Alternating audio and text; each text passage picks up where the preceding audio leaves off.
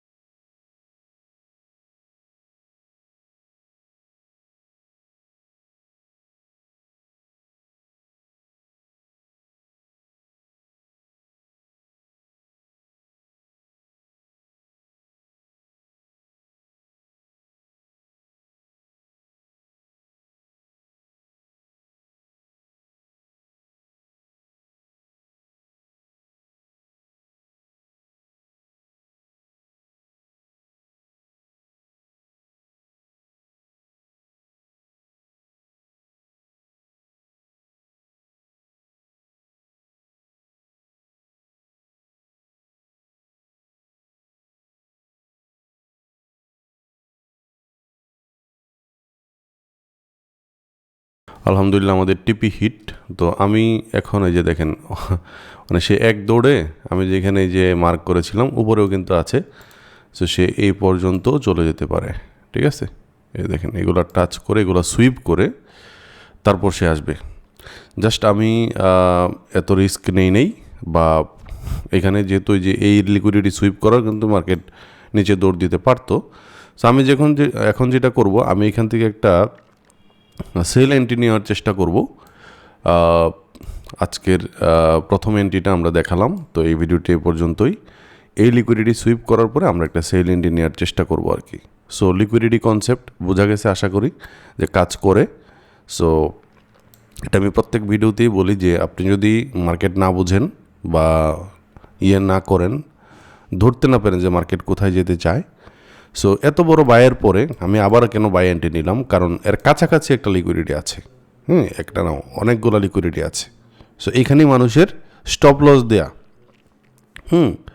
Stop loss দেয়া, এর উপরে স্টপ লস দেয়া, এই কারণে স্টপ লসের দিকে মার্কেট যাচ্ছে। সবার স্টপ লস হিট করানোর জন্য মার্কেট যাচ্ছে। সো আশা করি আপনারা উপকৃত হচ্ছেন আমাদের ভিডিওগুলো দেখে। কে কোথায় থেকে দেখছেন, ভিডিওগুলো ভালো লাগছে কিনা অবশ্যই কমেন্টে জানাবেন। আসসালামু আলাইকুম।